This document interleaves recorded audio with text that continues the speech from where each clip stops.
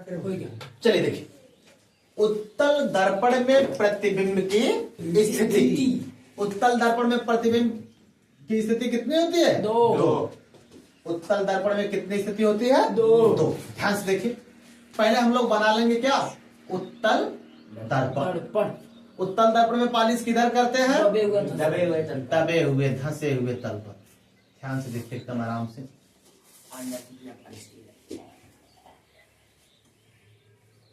यह बन गया हमारा उत्तल दर्पण।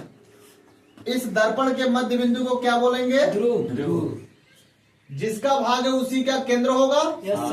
जिस खोखले गोले का भाग होता है उसी का केंद्र इसका केंद्र कहलाता है।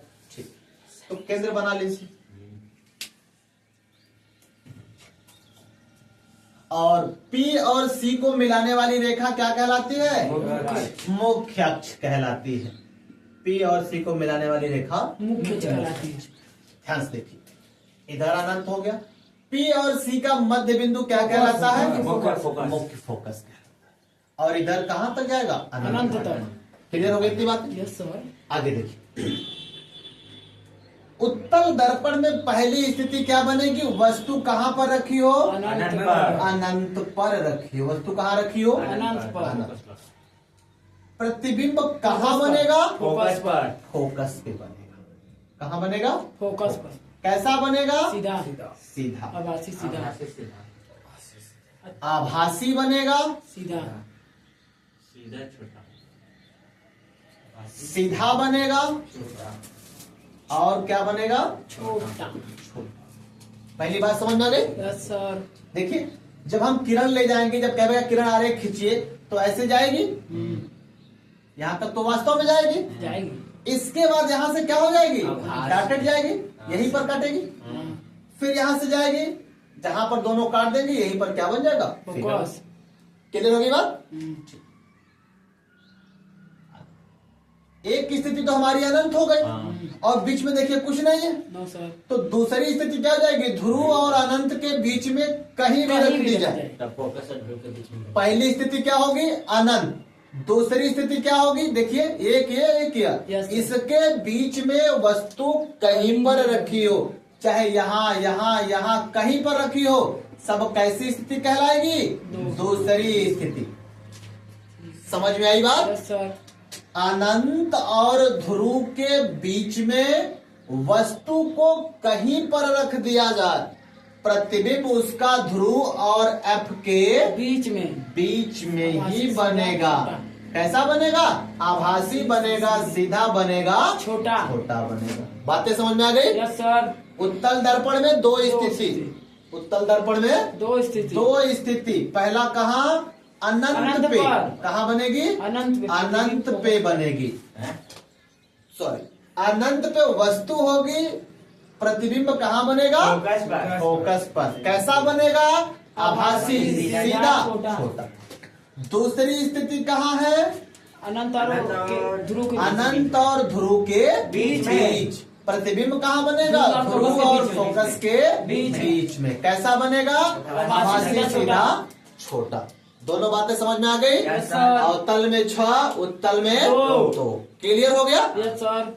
अब हम लोग बात करते हैं चिन्ह परिपाटी का।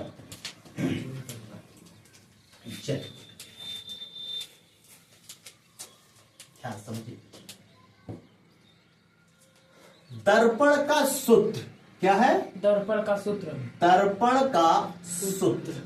कभी आपसे पूछे दर्पण का सूत्र क्या होता है, तो आपको फार्मूला लिखना है 1/F बराबर 1/V प्लस 1/U।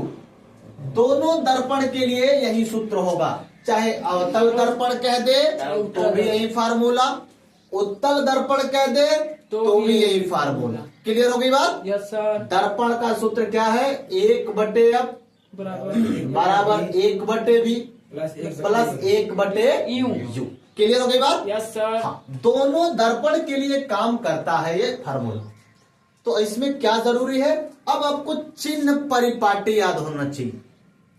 अवतल दर्पण है तो F का मान क्या लेना है, या अवतल दर्पण में V का मान क्या लेना है, अवतल दर्पण में U का मान क्या लेना है। और यही बात उत्तल दर्पण के लिए भी हो जाएगी। उत्तल दर्पण का अगर हम यूज कर रहे हैं तो उसमें F का मान क्या होगा, उसमें V का मान क्या होगा, उसमें U का मान क्या होगा। देखिए ध्यान समझिए, चिन्ह परिपाटी की हम बात करते हैं। चिन्ह परिपाटी एकदम ध्यान से समझिएगा। यह देखिए हमारे पास एक्सिस हो, ठीक है, यह मूल बिंदु हो। पहले हम बात करते हैं अवतल दर्पण की। किसकी करते हैं? अवतल दर्पण। अवतल दर्पण ऐसे बनता है, ऐसे बना लीजिए। पालिश बाहर की तरफ होता है।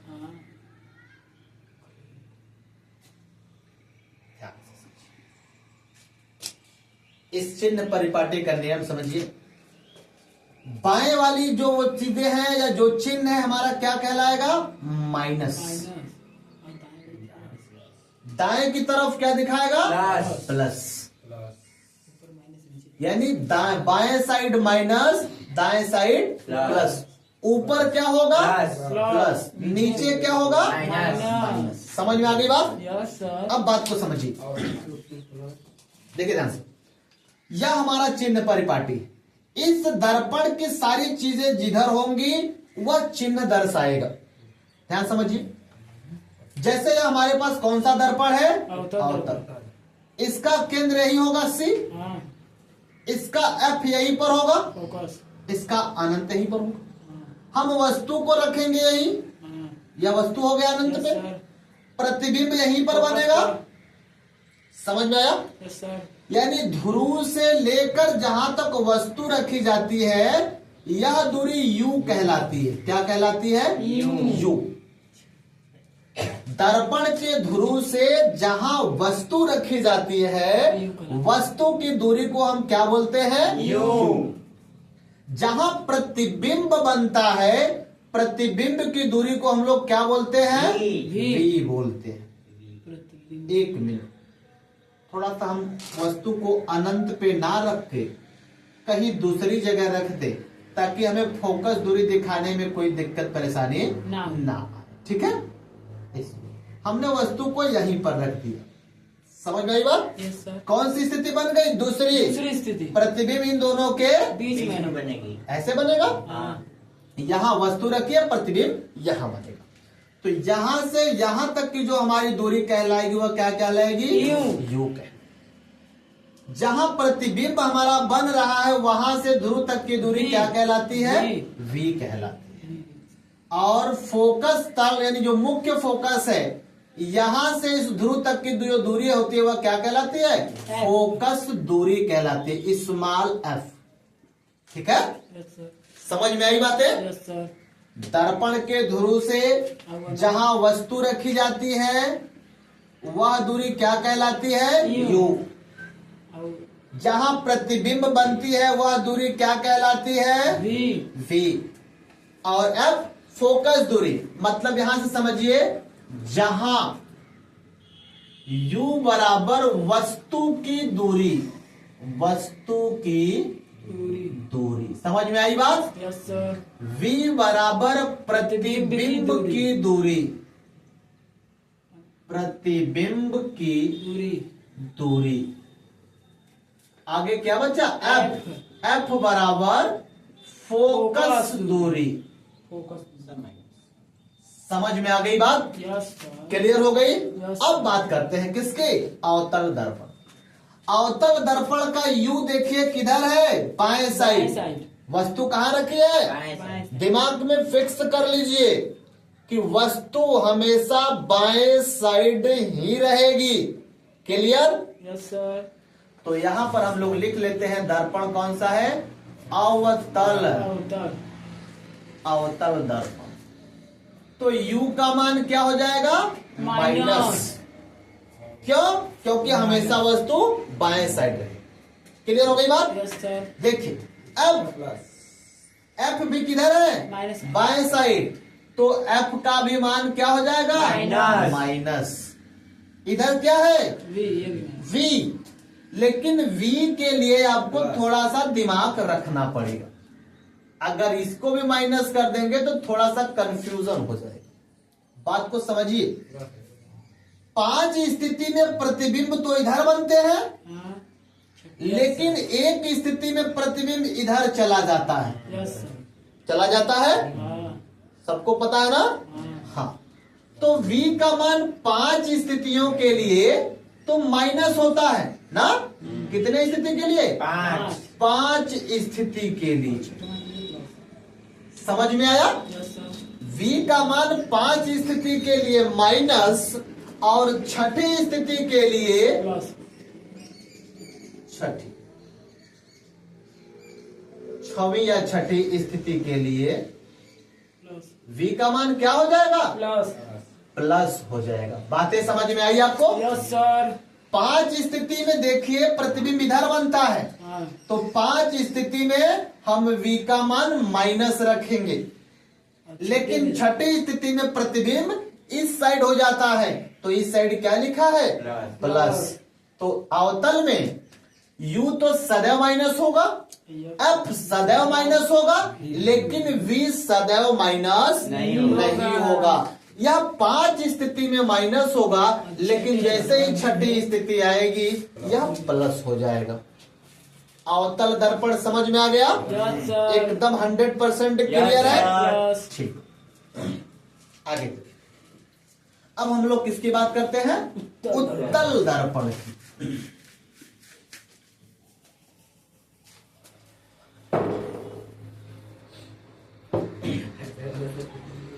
देख, अब हम लोग बात करते हैं उत्तल दर्पण। यह हो गई हमारी स्थिति, ठीक है? ऊपर क्या होता है? प्लस, प्लस, नीचे माइनस, बाएं साइड, माइनस, दाएं साइड प्लस, ऐसे बनता है हमारा। उत्तल दर्पण ये पूरा प्लस है। 1 मिनट अच्छे से बनाने को लो। चलिए यहाँ उठाइए ना, नीचे से नीचे से उठाइए।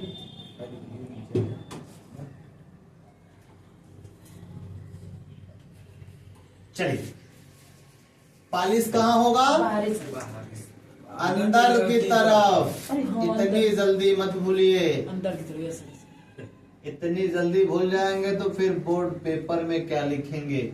ध्यान समझिए। इसका यहां तो हो जाएगा थ्रू,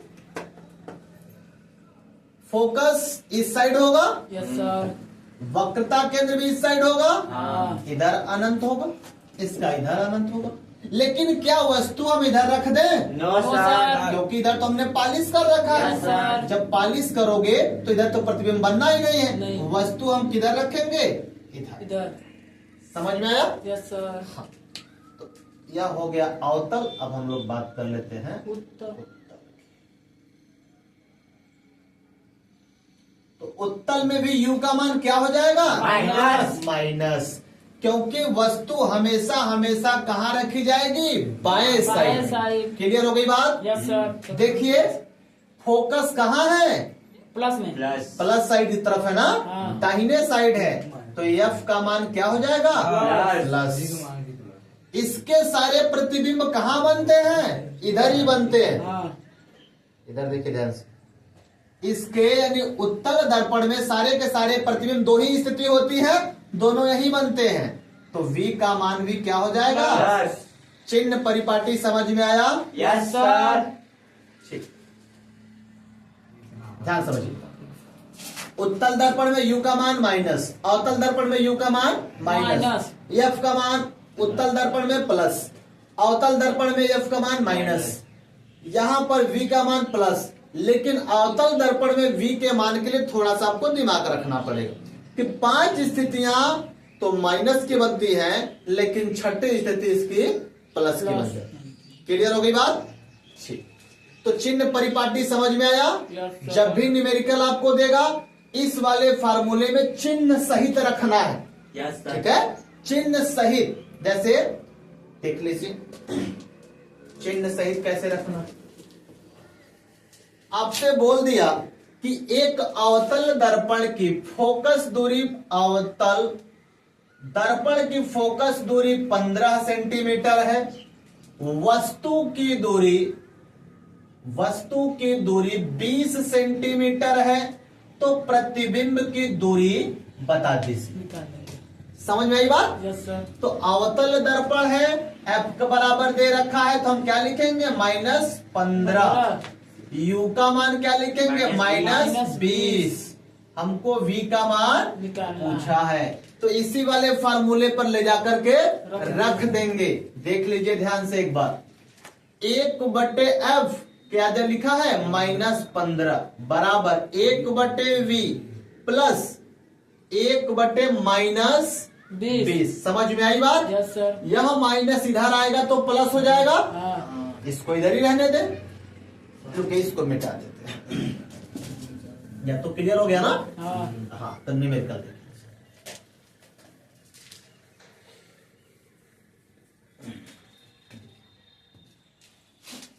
यहां से करेंगे तो -1/15 इधर चलाएगा तो 1/20, यह हो जाएगा 1/v।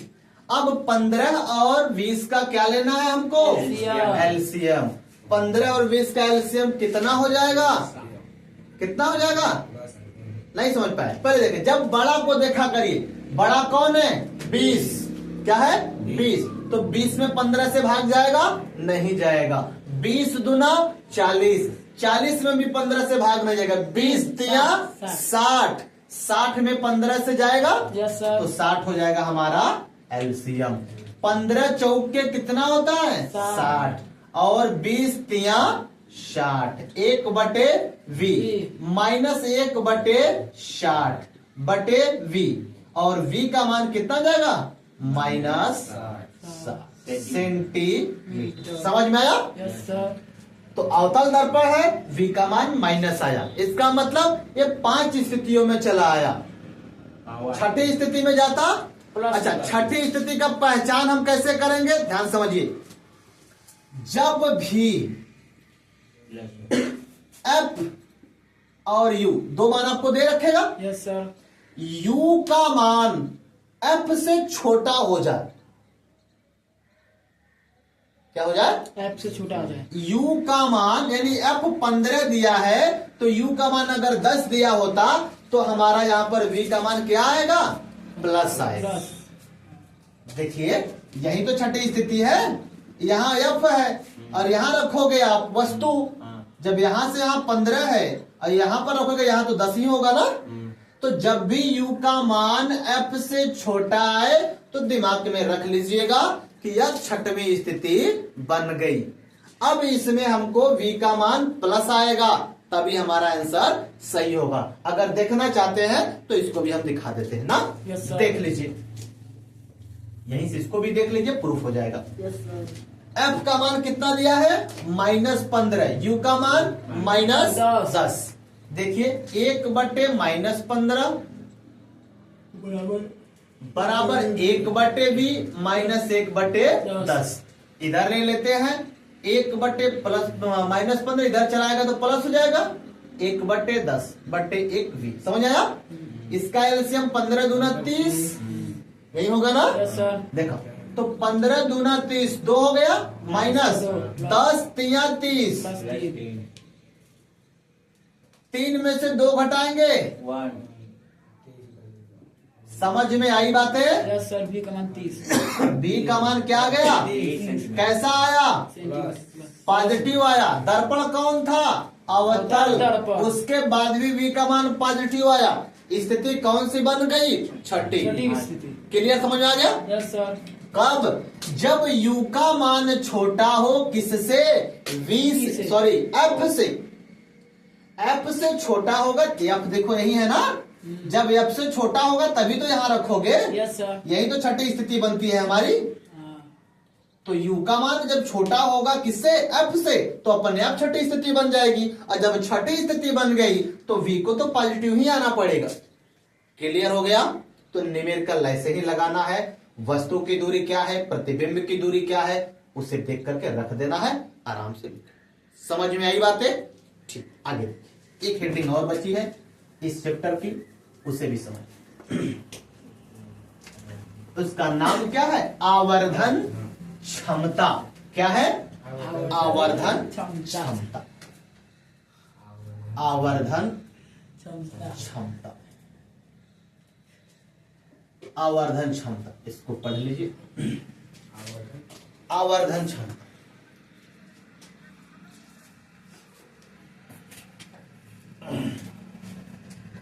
समझिए, आवर्धन क्षमता को यम से रिप्रेजेंट करते हैं। Yes sir. आवर्धन क्षमता m बराबर होता है प्रतिबिंब की लंबाई,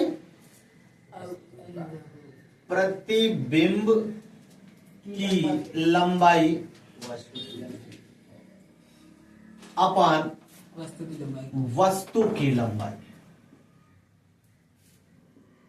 कभी भी आपसे पूछे आवर्धन क्या होता है तो क्या बताना है आपको? वस्तु प्रतिबिंब की लंबाई और वस्तु की लंबाई के अनुपात को आवर्धन कहते हैं। ठीक है, Yes, sir. आवर्धन। m बराबर फार्मूला कभी निकालना होगा तो I अपान I क्या हो गया? इमेज। इमेज मीन्स प्रतिबिंब, Yes. O means object, object means वस्तु, बराबर माइनस v अपान यू। ध्यान समझिएगा, दर्पण का जब आप आवर्धन निकालोगे तो यहां पर माइनस रहेगा, minus v upon you. v क्या है? प्रतिबिंब की दूरी है, वस्तु की u क्या है? वस्तु की दूरी है, I क्या है? प्रतिबिंब की लंबाई है, o क्या है? वस्तु की लंबाई है। समझ में आ गई बात है? Yes sir. तो इसका आवर्धन हमेशा क्या होगा? माइनस होगा। क्लियर, समझ में आया बात? तो आवर्धन क्षमता या दर्पण का आवर्धन कभी आपसे पूछ ले, दर्पण का आवर्धन, तो दर्पण का आवर्धन आपको क्या बताना है? m बराबर I अपान ओ बराबर माइनस v अपान यू। या डायरेक्ट भी अगर आप लिखना चाहते हैं तो m बराबर माइनस v अपान यू। यही आवर्धन। ठीक है, समझ में आई बात? Yes, sir. माइनस होता है, यही लेंस की पूछेगा तो प्लस होता है, तो लेंस की बात हम लेंस में करेंगे, यहां बात दर्पण की करेंगे। अब ध्यान से समझिए, अगर हमको वस्तु की भी लंबाई दे दिया, सॉरी वस्तु की दूरी दे दिया, प्रतिबिंब की दूरी दे दिया, दोनों से आवर्धन हमें निकालना हुआ, आवर्धन से हमसे पूछ दे वस्तु क्या है ना, ध्यान समझिए, हमें दे दिया अवतल दर्पण। क्या दे दिया? अवतल दर्पण। अवतल दर्पण। क्लियर? अवतल दर्पण दे दिया और हमसे कह दिया कि u का मान आपके पास है 20 सेंटीमीटर और v का मान आपके पास है 60 सेंटीमीटर। क्या है? 60 सेंटीमीटर। समझ में आया बात? Yes sir. दर्पण कौन सा है? अवतल। दर्पण। तो क्या यह भी माइनस होगा, यह भी माइनस होगा? अब हम इसको यहां रख लें तो m बराबर माइनस तो पहले से है, हाँ। देखिए, तो माइनस 60 बटे माइनस 20, 20 तिया 60, या माइनस से माइनस कैंसिल, तो यम का मान कितना गया? माइनस 3 आया। अब आप समझिए, जब कभी भी यम का मान माइनस आ जाए, यम का मान क्या आ जाए? माइनस, तो इसका मतलब होता है कि प्रतिबिंब वास्तविक बनेगा। जब यम का मान क्या आ जाए? माइनस आ जाए, तो प्रतिबिंब कैसा बनेगा? वास्तविक बनेगा। कैसा बनेगा? वास्तविक बनेगा। जब यम का मान प्लस आ जाए तो प्रतिबिंब कैसा बनेगा? आभासी बनेगा। कैसा बनेगा? आभासी बनेगा। बातें समझ में आई? जब आवर्धन क्षमता का मान माइनस होगा तो वास्तविक बनेगा, प्लस होगा तो आभासी होगा। यह क्लियर हो गया? यह प्रतिबिंब। आगे देखिए, अगर यम का मान 1 आ जाए, अगर यम का मान 1 से बड़ा आ जाए, अगर यम का मान 1 से छोटा आ जाए, यदि यम का मान 1 हो तो प्रतिबिंब का आकार कैसा होगा? वस्तु के बराबर होगा। वस्तु के बराबर होगा। बातें समझ में आ गई? यदि यम का मान 1 होगा तो प्रतिबिंब का जो आकार होगा क्या होगा? वस्तु के बराबर होगा। यदि यम का मान 1 से बड़ा होगा तो प्रतिबिंब भी कैसा बनेगा? बड़ा बनेगा। समझ में आया? यदि यम का मान 1 से छोटा होगा तो प्रतिबिंब भी क्या बनेगा? छोटा बनेगा। ये चीजें आपको दिमाग में रखनी है। यम का मान माइनस आया तो प्रतिबिंब कैसा बना? वास्तविक। m का मान प्लस आया तो प्रतिबिंब कैसा बना? आभासी। आभासी। हमारे पास क्या आया है? m बराबर -3।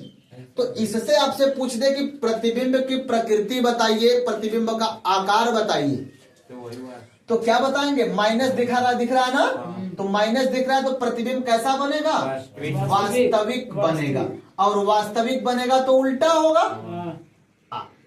यह 3 लिखा है ना, तो 3 बताइए, 1 से बड़ा है या 1 से छोटा? तो प्रतिबिंब कैसा बनेगा?